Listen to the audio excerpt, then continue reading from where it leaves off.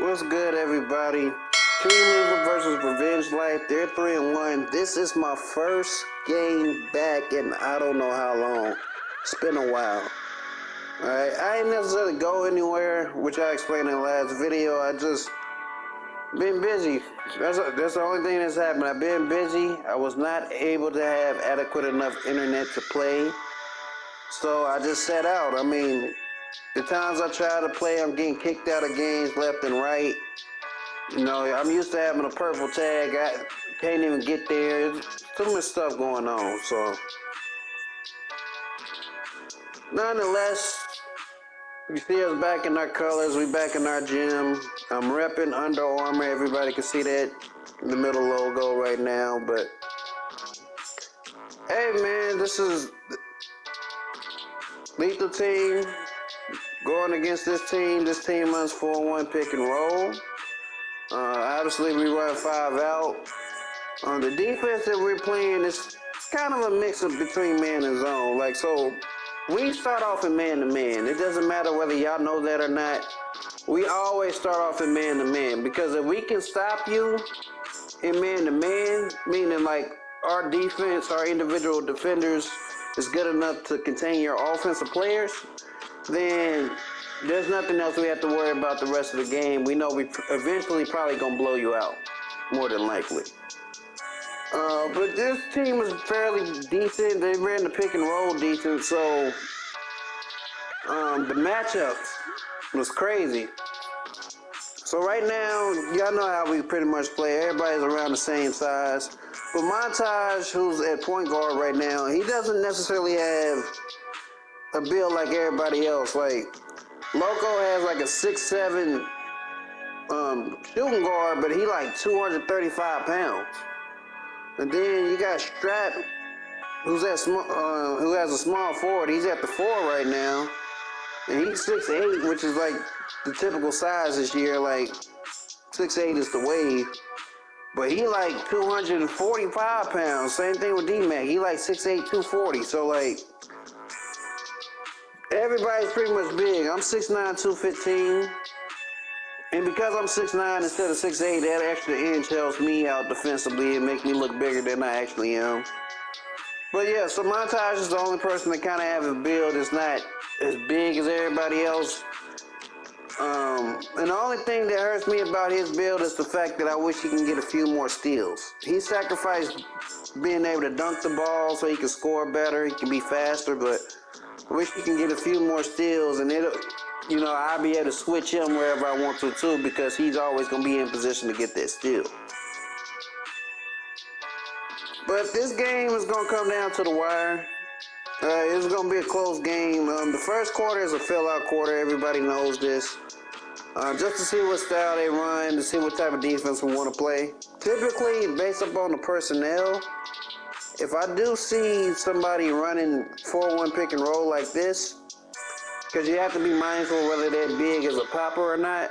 But typically, I would play 2-3 zone, which most people, when you watch them play, everybody pretty much plays 2-3 zone. It's the best defense, I think, to stop the pick and roll. And then on top of that, you have to just be mindful of 2 things when you play 2-3 zone. That's the pass to the corner and the pass to the wing. Everything else, as long as you can keep the big man by the rim to protect it and grab a rebound, and everybody else can rotate up top, you're going to have pretty good defense in that 2-3 zone. It's hard to pass against because everybody's already in position of the passing lanes. And it typically just gives this style trouble unless the point guard is really, really good at maneuvering the pick and roll. So for me, I ain't doing all that. Like, it's not that I can't run a style. If I played this style like this, the way they play it, my shooting guard would have to be better than me. Honestly. Like, I'm out there to pass. Somebody else got to be out there to score. You know, everybody has their thing. I'm a great passer, great one-on-one player, great defender. Those are my things. So if I had to do something outside of that, which means score, like if I had to legitly score, which means to be a 3-level scorer, that ain't my game, you know, like, Yeah, I can create a guy that can shoot, and I can shoot the ball pretty well, but I can't be a guy that's gonna take 30 shot attempts a game, and everybody else better be lucky to get 2. I can't do that. Somebody else has to do that. So going into this, working my way back up to play Proam, I was told by my teammate, I can't capitalize. He told me that my style would not work in Proam. Now, outside of me, since I've been gone, the team has been played. They call the Monstars. You might have seen them online here or there. But they've been playing. They actually just recently played against the #1 team in the world, which is Yellow Tape Gaming, ran by The Game, the rapper. And they beat them.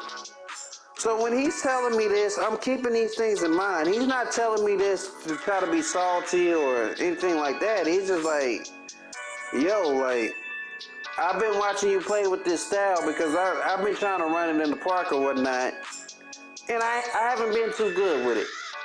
You have to be honest with yourself. I've been trying to play with the normal style I normally would, and I have not been good at it. The reason why I haven't been good, though, is because I keep trying to sacrifice something to have something great. Like, so if I wanted to be able to shoot the ball, I can't play defense. If I want to be able to rebound the ball, I can't pass it. If I want to be able to dunk the ball, I can't shoot it. So, like, it's something, no matter what was going on, there's always going to be something I was going to lose, especially with the way the builder is this year. But at the same time, I'm a little salty about it because it's me. Like, I'm going to figure it out. I ain't had a chance to really figure it out. I ain't had good enough internet to figure out anything. And it wasn't just him. My co-captain, RDH Hawk, he been on some other shit this year. Just honestly, just been on some other shit. It's never nothing personal or anything like that, but I mean, he's at a point where he's either ready to run his own team, or maybe he should possibly be the one that can kind of play some point guard or something like that, or have like a little bit more ball handling duty. I mean, he's good enough. He has the IQ. Me and him play 2-on-2 all the time. He knows exactly how I play on what I'm looking to do. But we had been playing me, him, and Cincy had been playing 3v3 in the park. When I kind of came back and had a little bit of time to play, I'm still trying to work on shit. I had a post score at the time. I'm still trying to work on stuff, mainly for Team Proam. So I'm still trying to figure that maneuver out. So in the midst of us playing park, we win some, we lose some. We win some, we lose some. We're losing way more than I'm used to.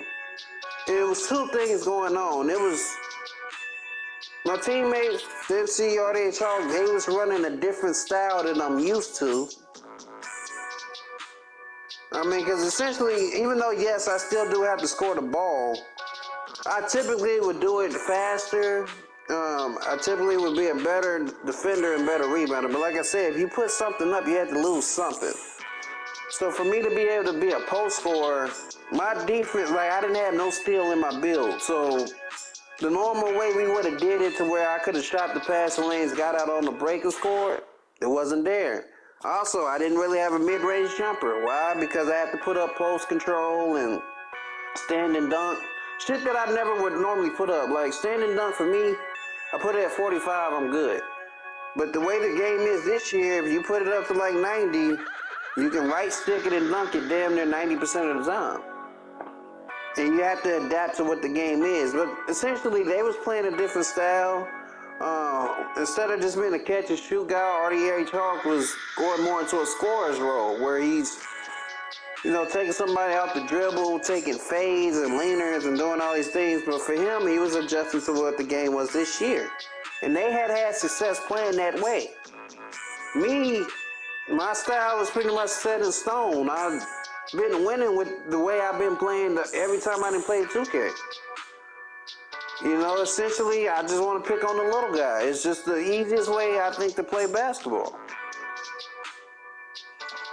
So we had that whole dynamic. And like I said, the fact that they had been winning without me, which is great. I'm always for it. But the problem I have with them women without me is the fact that if you look at the team and the team chat, that seemed to be falling apart. Right, when I stopped playing, I had people leave the chat. I had people playing with different teams. The chat being dead silent for days at a time. Like, no, that's not the culture that I put together.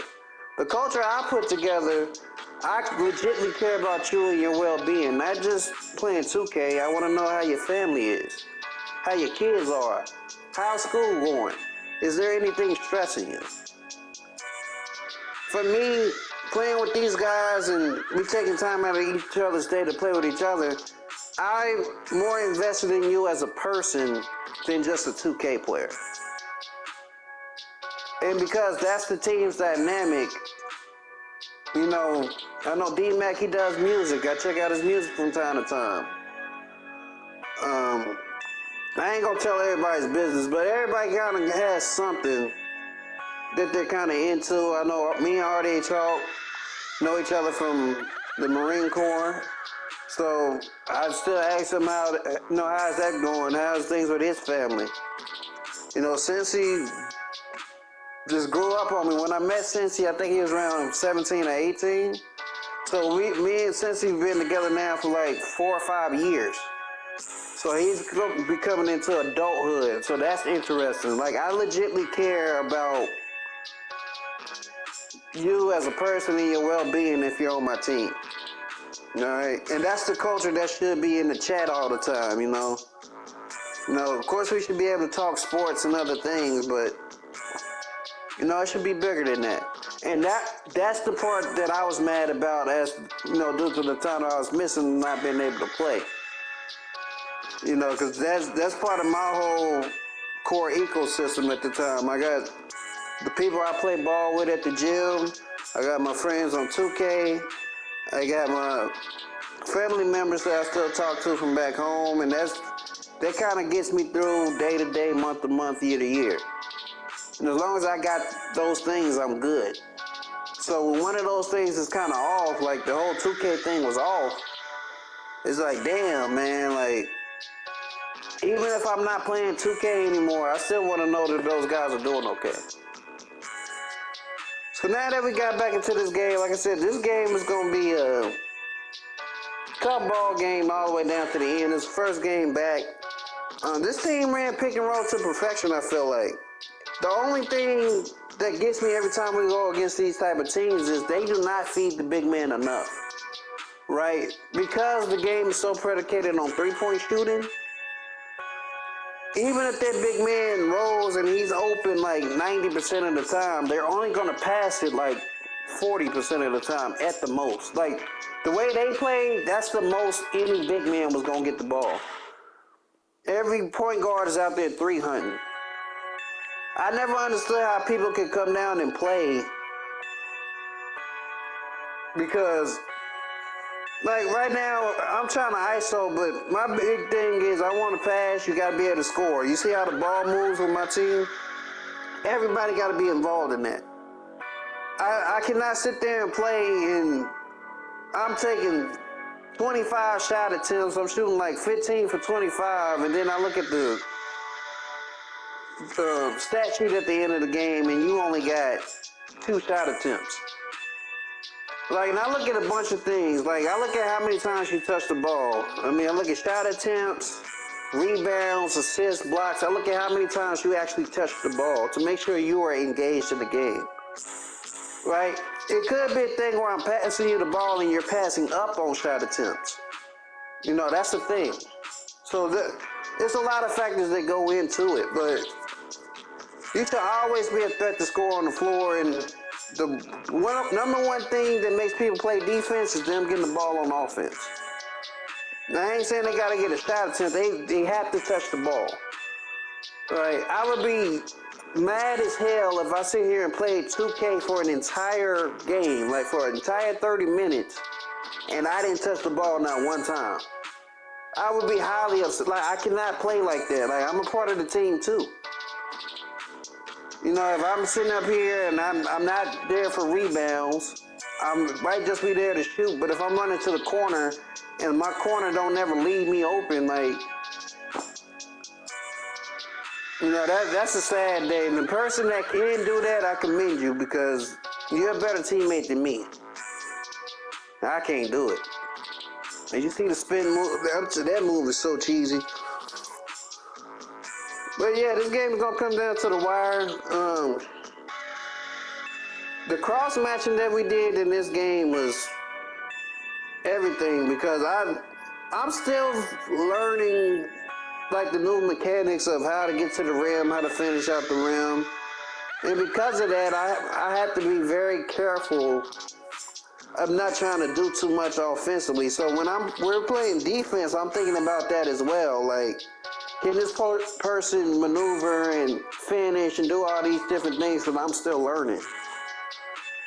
I have to sacrifice some defense, so my perimeter defense isn't as high, but I've learned just the way the game is this year, it don't have to be.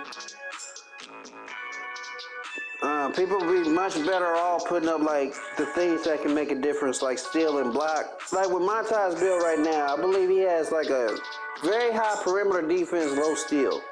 He would have been better off having like about 75 perimeter defense, just enough to get clamps on Bronze, and then having a much higher steal. Because right now, with the way the team is set up, he's not really going to be guarding ball too many times, so that perimeter defense really not going to matter that much. What he's going to be expected to do, though, is get those cross lane steals, those interceptions, and things like that.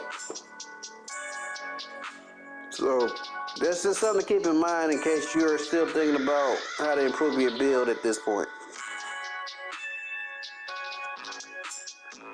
So one thing you will notice also about my team is accountability. You know, if I can't talk to my teammates and be like, yo, you doing a little bit too much, or hey, you not being aggressive enough, then that creates a bad dynamic as well. Because like I said, if I look at the end of the game and you don't have a certain number of shot attempts, I'm gonna look, especially if we lost the game, I'm gonna be like, what the fuck happened? Like, did I not get you the ball enough? Did you not have the opportunity? I always look at those things, like even throughout the game, if I notice you ain't touched the ball in like 4 or 5 possessions, I'm gonna just throw you the ball. Even if you throw it back to me and get an assist, I need you engaged the entire time. And like that engagement is going to show up at the defensive end in the fourth quarter, which that's what we're into. So this fourth quarter, like I said, them playing pick and roll, they was not going to get the center the ball enough to beat us. Right? If that center don't grab a rebound, that's the only way he's going to touch the ball. I mean, obviously, if he can get something on the fast break, that's different. But like in the half court set, the only way he's gonna get that ball with an opportunity to score is if he gets the offensive rebound. So when the quarter started off, you could kind of tell it was back and forth. They just took the lead, and you know, we make a great pass right here. We get the lead right back. That's the type of quarter it was gonna be. Alright, I'm very comfortable in these situations because this is why the team is built the way it's built. Alright, if we can blow you out, we'll blow you out, but at the same time, I don't think none of us is tripping on actually trying to blow you out. I just compiled the team the way it's compiled because I want to be able to be in the game no matter what. So if we all are essentially the same size and we can switch everything, that makes it harder to score and it makes it harder to shoot threes. That's the whole purpose of being able to switch everything, is to take away the 3 ball. If you can't take away the 3 ball, I mean, you playing a gambling game, because if they can knock him down, they will knock him down. As you see a great move right here. If he can knock that shot down, he'll knock it down. Right here, you see what's happening? The big man, the only way he's going to touch that ball is if he can get that offensive rebound. And we're fine with him doing it and scoring because, like I said, he's just not going to get the ball enough for it to matter. He just won't. So right here, I get a good take. I get the foul, a chance to go up 5 points. I knock down the free throw. They right back at it. We know that they need once this clock gets under 3 minutes, them trying to take twos is damn near out the window. Like I said, unless it's pretty much a fast break. Look, that's not a shot he needs to be taking, but get the offensive rebound, that's the only way they're going to score. We know they got to take threes to try to get back in the game. This is the mentality of any point guard or anybody that plays their 4-1 style. So right here, this is all like predicated off of spacing. I'm going to be able to drive, kick it to a wide open shooter. He knocks it down because the point guard is not really a defender. Back up 5. They come down, what are they going to look for? 3-point opportunity. It's never going to fail. All right, you see him trying to roll it back into the pick and roll. Get the shot block right there. That should have been our ball, but it's essentially the same thing. 3-point opportunity, can't knock it down. This is going to be that style the rest of the game. For us, it's very simple. If we just pass the ball, eventually we'll get a wide open shot. Simple. You know, you don't even have to think about it at this point in time in the game. So what makes this interesting, though, is the way the game is set up this year. If you miss just a wide open shot, like it used to be if you took a bad shot or missed a layup, like right here. See, a missed layup, this layup normally leads to a fast break opportunity where you either get a dunk, a layup, or a 3 or something. Like, right there is great defense. That's typically basketball, right? You miss a layup, you miss a wide open. You miss a layup or you take a bad shot, it leads to fast break points. For some reason, as you see right here, they get a wide open 3 off a bad shot attempt. That I'm always fine with because I understand that. I don't know why this year you can miss a perfect, like this is a wide open thing, but it was a layup. You missed that, they get out on the break and they able to just find something. Every time, like I've not figured that out this year. We take a good shot while our team's still getting the opportunity to score. Now, it could be a thing where I'm not looking at it yet because, like I said, this is the first game. It could be a thing where it's just not getting back on defense. But from what I've seen, like even me, myself, I'll be trying to get back there. You can't get back there and get a steal or hold the offense in place so you can go score. Like, it's incredibly difficult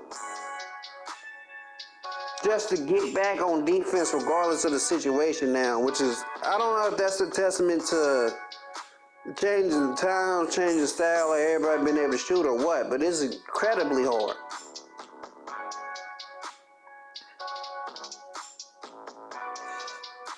So right here, this is what I mean. This is a wide open fade.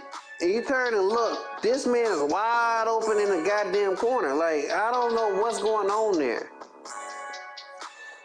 But nonetheless, it's a 3-point ball game. We're going to have to knock down a few free throws to win the game. Right here, Strap steps up, knocks down 2 free throws. And as long as we don't give up a 3, we're good. If we give up a 3, we're in trouble. So right there, somehow, he gets a wide open 3. And now we're in trouble. 13 seconds left. I looked at it. We don't really have a great free throw shooter. There's nobody with like a 90 free throw out there. So right now, Montage knocks down 2 big free throws. We have a 4-point lead, which is, you know, great. They take a bad shot. They try to shoot it quick. And that's essentially going to be the ball game. This is a great first game back. Hope everybody enjoyed today's content. If you're new to the channel, subscribe. If you like Proam content, things like that, this is the place for you. Don't forget to hit the like button. That's how more people view it. Let me know what you think about the first game back and whether you think my style will work this year or not. This is just one game, but I don't know. I'm curious to hear people's opinions. I think my style will still work as long as everybody else do their part. As you see me come up with player of the game. It's been Lethal. I'm out.